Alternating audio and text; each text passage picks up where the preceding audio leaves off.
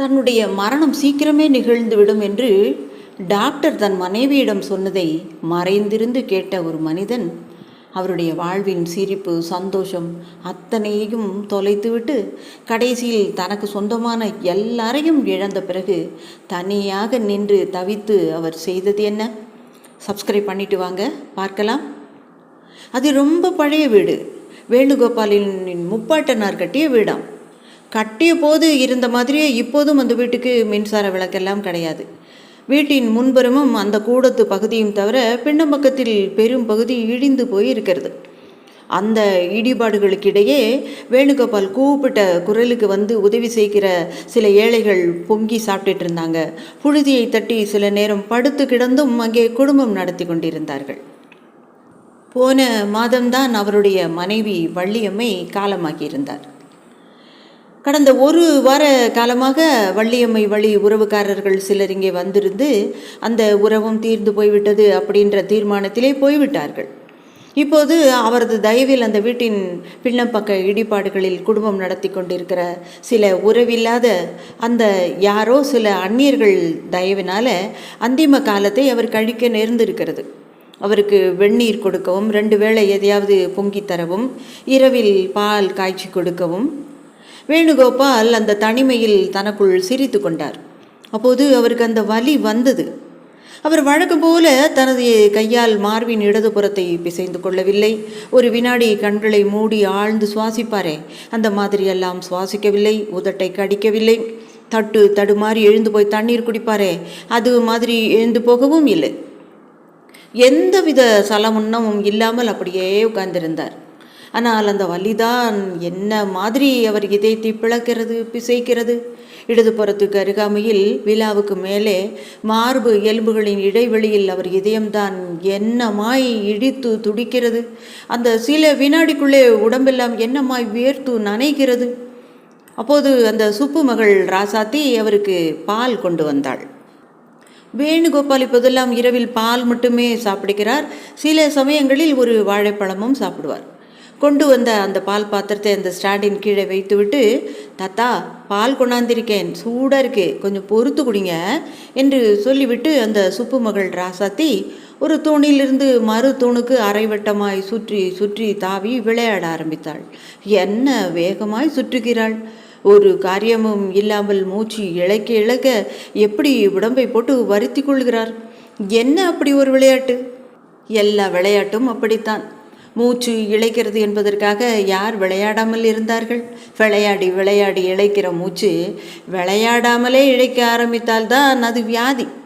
தூணில் சாய்ந்திருந்த வேணுகோபால் லேசாக கண்களை திறந்து பார்த்தார். இருள் திரை கொஞ்சம் கொஞ்சமாய் விலகி கூடத்தின் இருட்டில் எதிரே நின்ற 2 தூண்கள் தெரிந்தன. குழந்தை குதித்து விளையாடுகிற சத்தமும் கேட்டது. வலி கொஞ்சம் குறைந்து விட்டது.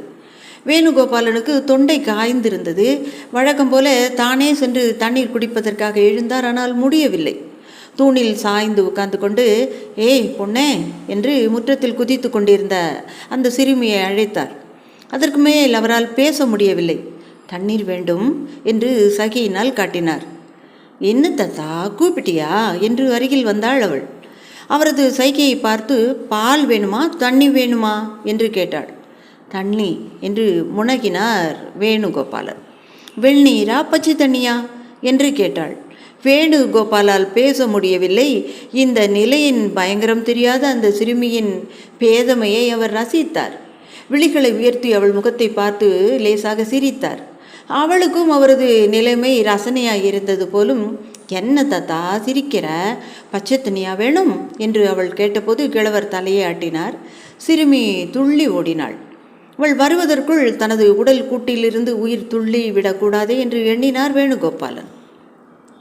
முன்னெல்லாம் இந்த வலி வருகிற போது எவ்வளவு தாகமாக இருந்தாலும் அவர் யாரையும் தண்ணீர் கேட்க மாட்டார். தானே எழுந்து போய் தண்ணீர் குடிப்பார். அதற்கு ஒரு நியாயமும் அவர் வைத்திருந்தார்.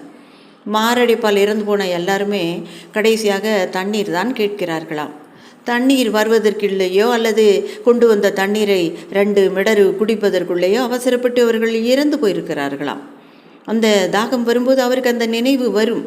பல்லை கடித்து கொண்டு எழுந்து சென்று தானே தண்ணீர் எடுத்து குடிப்பார்.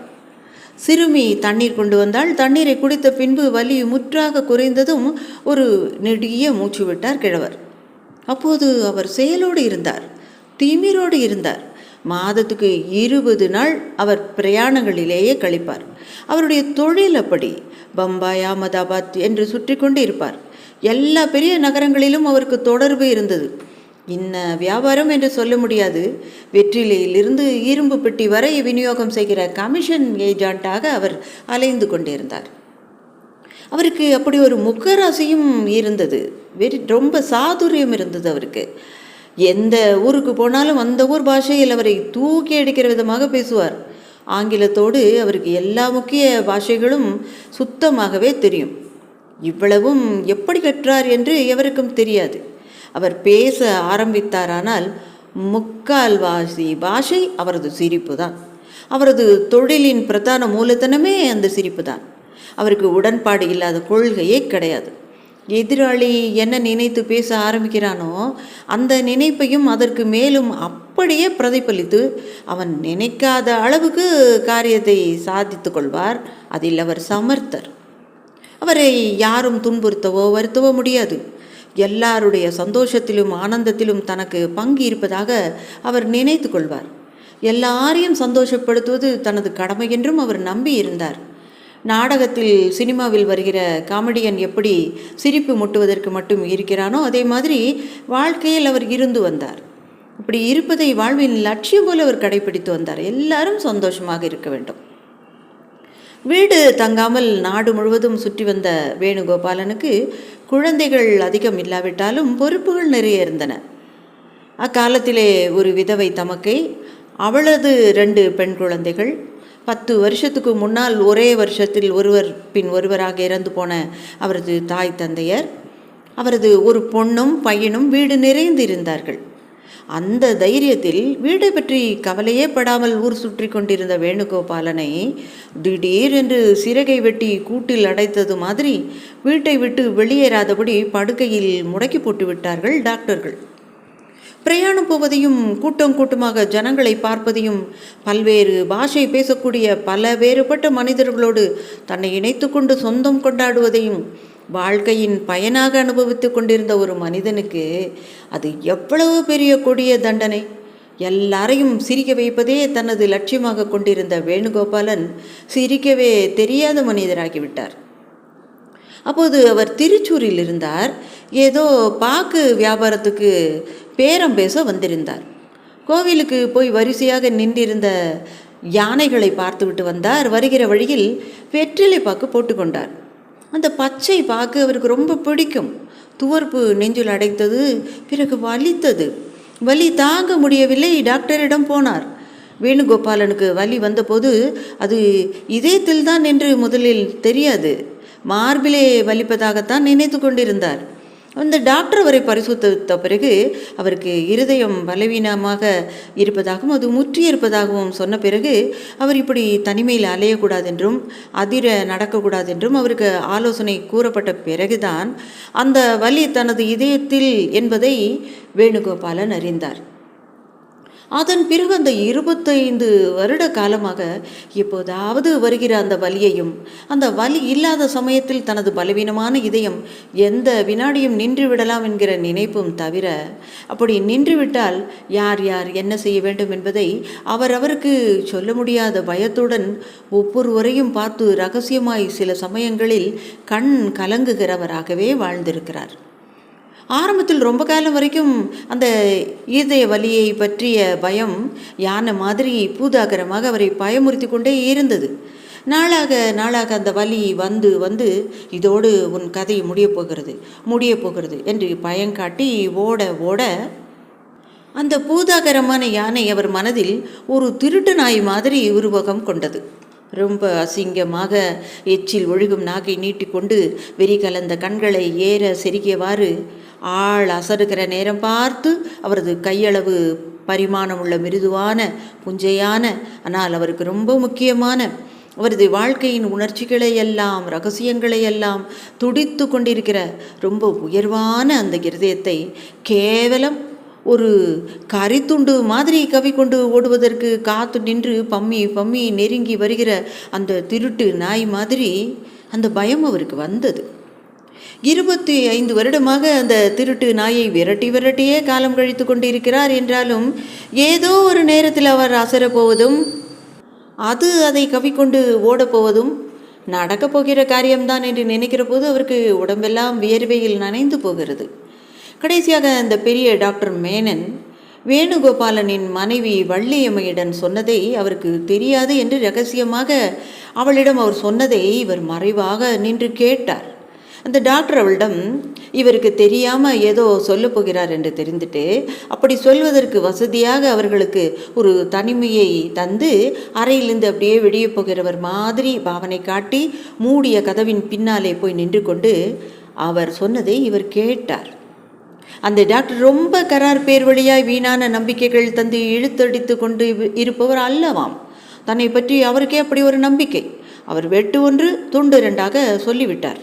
அம்மா, வீணா மருந்துக்கும் டாக்டருக்கும் செலவு பண்ணி அலையாதீங்க. இது முடிஞ்சு போன கேஸு. அவரை சந்தோஷமாக வச்சுக்கோங்க. இஷ்டப்பட்டதை செய்யுங்க. எந்த நிமிஷமும் அவர் கதை முடிஞ்சு போகும். தைரியமாக நீங்கள் இதை தாங்கிக்கிட்டு அதுக்கு தகுந்த மாதிரி நடந்துக்கணும்னு தான் இதை சொல்கிறேன். அப்போது வேணுகோபாலனுக்கு 55 வயது. வேணுகோபாலன் சாவதானமாக அந்த கதவை தள்ளி திறந்து கொண்டு வந்தபோது எவ்வளவு பொய்யான புன்னகையோடு அந்த டாக்டர் இவரை பார்த்தார். வேணுகோபாலன் வள்ளியம்மையின் முகத்தை கூட பார்க்கவில்லை. வேணுகோபாலனை எல்லா டாக்டர்களும் கைவிட்ட பின் அவரும் டாக்டர்களை எல்லாம் கைவிட்டு விட்டார். வருகிற சாவை வலிமையுடன் சந்திப்பது என்று தீர்மானம் செய்து கொண்டார். கூடியவரை அதை எதிர்த்து மனோதிடத்தோடு போராடி விடுவது என்று வாழ்வின் மீது கொண்ட காதலால் அவர் வைராக்கியம் கொண்டார். அவர் மனசுக்கு அந்த திருட்டு நாய் ஜெயித்து விட போகிறது என்று பட்டு விட்டது. மரணம் நெருங்கி வந்துவிட்டது என்று தெரிந்துவிட்ட பிறகு அவர் நிதானமாக யோசிக்க ஆரம்பித்தார். அதிகபட்சம் தான் இன்னும் ஓராண்டு காலம்தான் வாழ முடியும் என்று முடிவுக்கு வந்த பிறகு தன் வாழ்வில் நிறைவேற்ற வேண்டிய கடமைகளை எல்லாம் எண்ணி பார்த்தார்.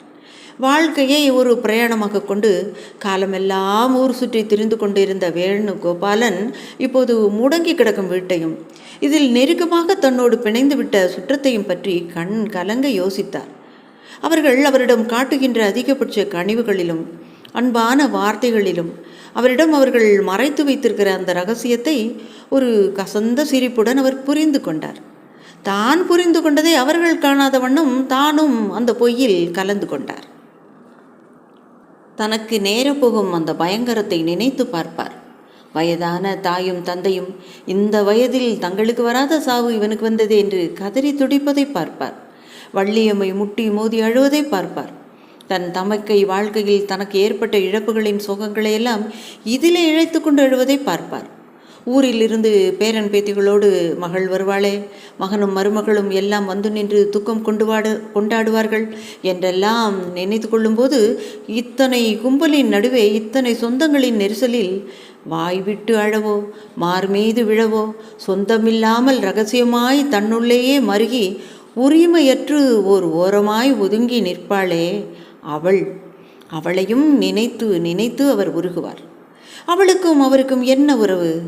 உண்மையை சொல்லுவதென்றால் அந்த டாக்டர் மேனன் இவர் உயிரின் மீது நம்பிக்கையில்லா தீர்மானம் நிறைவேற்றி நாள் எண்ணிக்கொள்ளும்படி வள்ளியம்மையிடம் சொன்னாரே, அப்போது வேணுகோபாலனுக்கு வந்த முதல் நினைவே அந்த அவளை பற்றி தான். அந்த ரகசியம் அவளையும் இவரையும் தவிர இன்னொருவருக்கு தெரியாது. அந்த உறவின் வயசு அப்போதே 30 கடந்து விட்டது. அவர் வெளியூர் போவதும் பெரும்பான்மை சமயங்களில் அவள் துணையோடு தான். அவளோடு போகாத சமயங்களில் ஒரு நாள் முன்னதாகவே ஊர் வந்து சேர்ந்து அவள் வீட்டில் போய் ஒளிந்து கொள்வார்.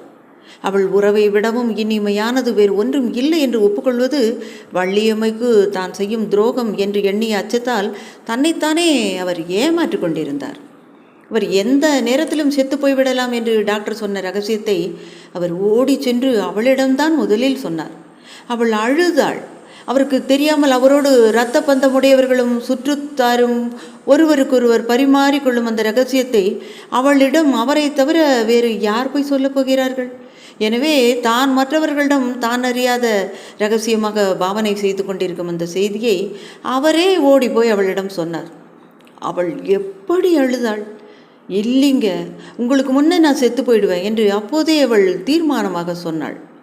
அவரது மரணத்துக்காக அவள் வருந்துவதை விட அந்த மரணத்துக்கான தன் துயரத்தை கூட அவள் பகிரங்கமாக காட்டிக்கொள்ள முடியாததற்கே வருந்துகிறாள் என்பதையும் அவர் உணர்ந்தார்.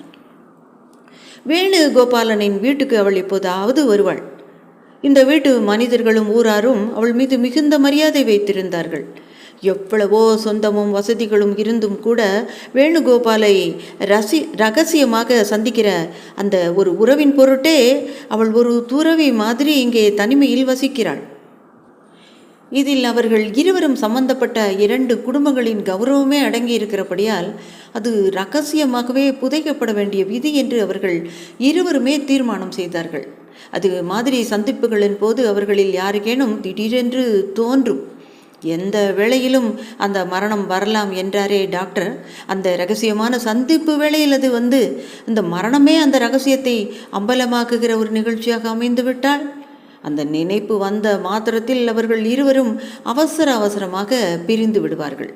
அப்படி பிரிந்து விலகி ஓடி வந்துவிட்ட பிறகும் உயிர் சுமந்து திரிகிற அவலத்தை நினைக்க நினைக்க வேணுகோபாலனுக்கு இப்போது சிரிப்பு வருகிறது.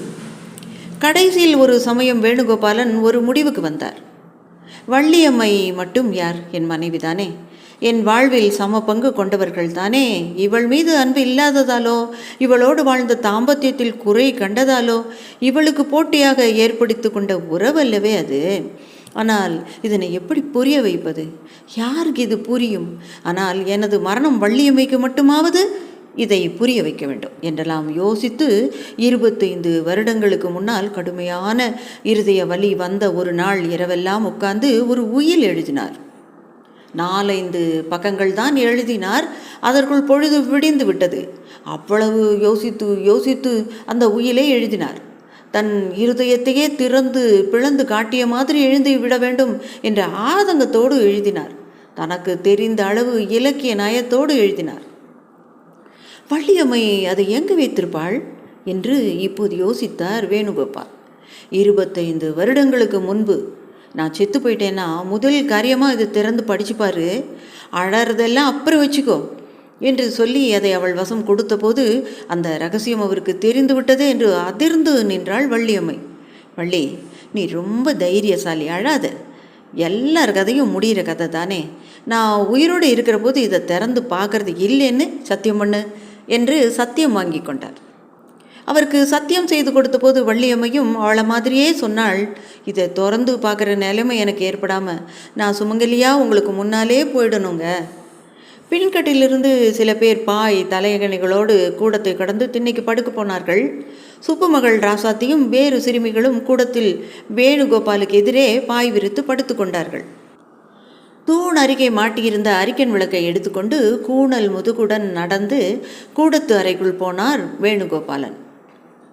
அறைக்குள் சென்று வெகு நேரம் வரை எதையோ குடைந்து கடைசியில் வள்ளியம்மையின் பெரிய மரப்பெட்டி ஒன்றை திறந்து அரிக்கன் விளக்குடன் அதற்குள் குனிந்து அந்த கவர் இருக்கிறதா என்று தேடினார். பழைய நைந்த ஜரிகை புடவை ஒன்றில் மூட்டை கட்டி வைத்திருந்த ஒரு சந்தன பேழைக்குள் வெகு பத்திரமாக அதை அவள் பாதுகாத்து வைத்திருப்பதை வெகு சிரமப்பட்டு கண்டெடுத்தார். பெட்டியை மூடிய பின் திரும்பி கூடத்துக்கு தூணருகே உட்கார்ந்து அந்த கவரை பிரிக்காமல் வெளிச்சத்தில் அதை விரித்து பார்த்தார். நான் எந்த சமயத்திலும் இறந்து விடலாம் என்று டாக்டர்கள் எல்லாரும் ஒருமுகமாக சொல்லிவிட்டார்கள். இந்த ரகசியம் என்னிடம் மட்டும் மறைத்து வைக்கப்பட்டிருக்கிறது. இதை தெரிந்து கொண்ட பிறகு இந்த ரகசியம் எனக்கு தெரிந்துவிட்ட காரணத்தினாலேயே இதனை நான் எழுதுகிறேன் என்று வாசகங்களோடு அந்த உயிலை எழுத ஆரம்பித்ததாக அவருக்கு இப்போது ஒரு நினைவு வருகிறது. அதை எழுதி முடித்த பிறகு ஒரு முறை படித்து பார்க்க கூட அவருக்கு நேரம் இல்லை. அன்று அந்த அளவுக்கு அவரது நெஞ்சுவலி கடுமை கண்டிருந்தது. எனவே அதை அவசரமாக ஒரு கவருக்குள் இட்டு மூடி ஒட்டினார். கவரின் மீது அவர் எழுதினார், வள்ளியம்மைக்கு நான் இறந்த பிறகுதான் இதை திறந்து படிக்க வேண்டும் என்று எழுதி அந்த வாசகங்களுக்கு கீழே பலமாக பட்டையாக 2 கோடுகளை இழுத்திருந்தார். அப்போது அதிகாலை நேரம். வள்ளியம்மை தூங்கி கொண்டிருந்தாள்.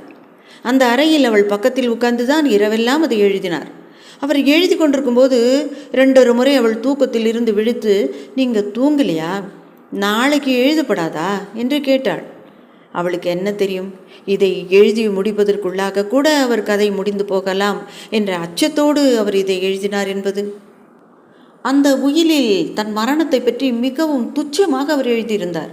உண்மையில் சாவது குறித்து அவர் மிகவும் பயந்து போய்தான் இருந்தார். ஆனால் அந்த பயத்துக்காக அவர் வெட்கப்பட்டார். எனவே தான் பயப்படவில்லை என்றும் தைரியமாகவே தலை நிமிர்ந்து ஒரு வீரன் மாதிரி சாகப்போவதாகவும் அதில் அவர் எழுதியிருந்தார். சிரிக்க சிரிக்க பேசுகிற தனது சுபாவத்தை இழந்துவிட்ட அதை ஈடு செய்ய ஒரு நையாண்டியும் கேலியுமாக அதை எழுதியிருந்தார். எந்த நிமிஷமும் இவன் கதை முடிஞ்சு போகலாம் என்று சொல்லிவிட்டார் டாக்டர் மேனன்.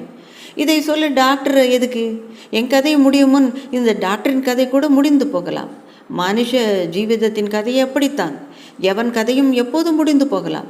கதை முடிந்து போவதை பற்றி கவலை எதற்கு, கதை நடந்து கொண்டிருக்கும் போது தான் கவலையெல்லாம் என்று எந்த நேரத்தில் எழுதினாரோ அது வெறும் நையாண்டி அல்ல, அது எவ்வளவு சத்தியமான உண்மை. வேணுகோபாலனின் கதை முடிவுக்கு காலம் கணித்த டாக்டர் மேனனின் பிரேத ஊர்வலம் இதே திருவழியாக போனதை திண்ணை மேல் இருந்தவாறு அடுத்த வருஷமே இந்த வேணுகோபாலன் பார்த்தாரே. அந்த உயிலை எழுதி யார் வசம் ஒப்புவித்தாரோ அந்த வள்ளியம்மையும் அந்த உயிலில் யார் யாரை பற்றியெல்லாம் எழுதியிருந்தாரோ அவர்கள் எல்லாருமே போய்விட்ட பிறகு தான் இறந்த பிறகு திறந்து பார்க்கும்படி தன் கையால் எழுதி ஒட்டிய அந்த கவரை தானே திறந்து பார்க்க நேர்த்து விட்டதை விதியின் வேடிக்கையாக எண்ணி அவர் சிரித்து கொண்டார். இதை திறக்கலாமா வேண்டாமா என்று ஒரு வினாடி யோசித்தார். வேறு யாரிடம் இதை ஒப்படைப்பது? அதற்கு கூட ஒரு சொந்தமில்லாத அனாதையாகிவிட்ட தனது வெறுமையை எண்ணி பெருமூச்சு விட்டார். பின்கட்டிலில் இருந்த ராசாத்தியின் தாய் சுப்பு கூடத்துக்கு வந்தாள். கூடத்து சுவர் ஓரமாய் சுருட்டி வைக்கப்பட்டிருந்த படுக்கையை கொண்டு வந்து தட்டி உதறி முற்றத்தின் ஓரமாய் தாழ்வாரத்தில் காற்றுக்காக வேணுகோபாலன் கோடை காலத்தில் படுக்கிற இடத்தில் விரித்தாள். வள்ளியம்மை உடம்பு சுகமில்லாமல் 1 மாதம் படுத்த படுக்கையாக இருந்தபோது அவளுக்கு உதவியாக ஆரம்பித்த பழக்கத்தை அவள் தொடர்ந்து செய்து வருகிறாள். அரிக்கன் விளக்கின் வெளிச்சத்தில் அந்த பழைய காலத்து வீட்டின் இடிந்து போன அந்த பகுதியை பார்த்தார். தனக்கு பின் இந்த வீட்டுக்கு உரிமை கொண்டாடப் போவது யார் என்று யோசித்து பார்த்தார். மனதுக்கு எட்டிய தூரத்தில் உறவுக்காரன் என்று எவருமே தோன்றவில்லை. பேசாமல் இந்த சுப்புவுக்கோ அவள் மகளுக்கோ எழுதி வைத்து விடலாமா என்று யோசனை வந்ததும் நாக்கை கடித்து கொண்டார். வேண்டாம், உயில் எழுதினால் இவர்களும் கூட எனக்கு முன்னாலே போய்விடுவார்கள், என் ஜாதகம் அப்படி. கை தடியை ஊன்றியவாறு உள்ளே வந்து முற்றத்து தாழ்வாரத்தில் விரித்திருந்த தனது படுக்கையில் உட்கார்ந்து கொண்டார். சுப்பம்மா, பெட்ரூம் விளக்கை ஏற்றி இங்கே வச்சுட்டு இந்த அரிக்கை விளக்கை எடுத்துகிட்டு போயிடு. அந்த பால் பாத்திரத்தையும் கொண்டாந்து தலைமாட்டில் வச்சுட்டு நீ போ. மணி 11க்கு மேல் ஆகியிருந்தது. சுப்பு போன பிறகு அந்த பெட்ரூம் விளக்கு வெளிச்சத்தில் அந்த கவரை பிரித்து உள்ளே இருந்த உயிலை எடுத்து விளக்கருகே பிடித்து படித்தார். பார்வை மங்கிவிட்டதால் எழுத்துக்கள் ஒன்றுமே தெரியவில்லை. தன் மரணத்துக்கு பின் 1000 சொந்தங்களின் பேரில் தன் மீது கவிழ்ந்து கிடக்கும் நெரிசலினால் மறைக்கப்பட்டு மனம் விட்டு அழவோ மார்பின் மீது விடவோ உரிமையற்று ஒரு ஓரமாய் ஒதுங்கி நிற்பாளே அவளுக்கும் எனக்கும் உள்ள உறவை வெறுப்போ கோபமோ இல்லாமல் புரிந்து கொண்டு அவளையும் அருகே அழைத்து கொண்டு வரவேண்டும் என்று வள்ளியம்மையை வேண்டிக் கொண்டு எழுதினாரே. 2 வருஷத்துக்கு பின் அவளது சொந்தங்கள் குழுமியிருந்த நெரிசலின் நடுவே அவளை கிடத்தி வைத்திருந்த போது இவர் போய் எந்த உரிமையும் இல்லாமல் எவனோ மாதிரி ஒரு பக்கம் ஒதுங்கி நின்று ரகசியமாய் கண்ணீரை மேல் துண்டினால் மறைத்து கொண்டு வந்தாரே. அன்றைக்கு இரவு கூட அந்த மானங்கெட்ட மார்பு வலி வந்தது. திடீரென்று அவருக்கு தோன்றியது அந்த ஞானம். இந்த 25 வருடங்களை நான் வீணடித்து விட்டேனே. சாகிறவன் எங்கே செத்தால் என்ன, அதுக்கு பயந்து வீட்டுக்குள்ளேயே அடைந்து கிடந்து சி. அவள் இறந்த அன்று வேணுகோபாலன் இந்த உயிலை வள்ளியம்மையிடமிருந்து வாங்கி கொள்ளலாமா என்று கூட நினைத்தார். இருக்கட்டுமே, நான் செத்த பிறகாவது வள்ளியம்மைக்கு இந்த ரகசியம் தெரியட்டுமே என்று விட்டுவிட்டார். தன் மகளை பற்றி மகனை பற்றி எல்லாம் கூட அந்த உயிலில் எழுதி வைத்திருந்தார். அவரது மகள் 6வது பிரசவத்திலும் அந்த மகன் 45 வயதில் ஏதோ ஒரு நோயினாலும் அந்த உயிலில் யார் யாரை குறிப்பிட்டிருந்தாரோ எல்லாருமே காலமான பின்பு இந்த உயிலுக்கு மட்டும் என்ன உயிர் இருக்கிறது? வேணுகோபால் அந்த உயிலின் கடைசி பக்கத்தை பார்த்து கொண்டிருந்தார். நான் இறந்து போனால் யாரும் அழ வேண்டாம். பாசம் கொண்டவர்களுக்கு இது கஷ்டம்தான். இருந்தாலும் இது எதிர்பார்த்த மரணம் என்பதால் அழுது அழுது பொய்யான உணர்ச்சிகளை வளர்த்து கொள்ள வேண்டாம். வள்ளி, நீ ஒன்று செய்ய வேண்டும்.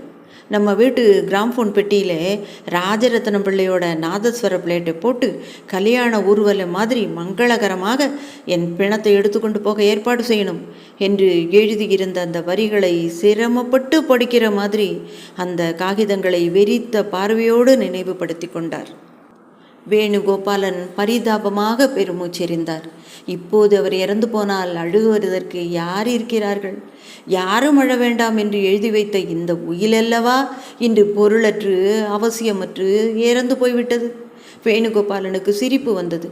கூடத்தில் வள்ளியம்மையின் படத்தருகே அம்மன் விளக்கு எரிந்து கொண்டிருந்தது. பாலை குடிப்பதற்காக கைப்படி உள்ள அந்த வால் கப்பை எடுத்தார். பால் ஆறி பச்சை தண்ணி மாதிரி இருந்தது.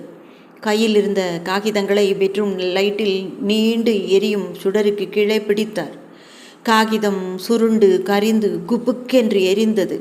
எரிகிற காகிதங்களை ஒரு கையிலும் மற்றொரு கையில் அந்த ஜுவாலை மீது அந்த வால் கப்பையும் ஏந்தி பிடித்து பாலை சூடாக்கினார் வேணுகோபாலன். தாத்தா, என்ன செய்கிறீங்க? நான் தான் பாலை சூடு பண்ணி தரேன்னு சொன்னேனே என்று சொல்லிக்கொண்டே சுப்பம்மாள் வந்தாள். வேணுகோபாலன் அவளை பார்த்து சிரித்தார். உயில் எரிந்து போனது. சப்ஸ்கிரைப் பண்ணிவிட்டு லைக் பண்ணுங்கள். உங்களுக்கு பிடிச்சவங்களுக்கு ஷேர் பண்ணுங்கள்.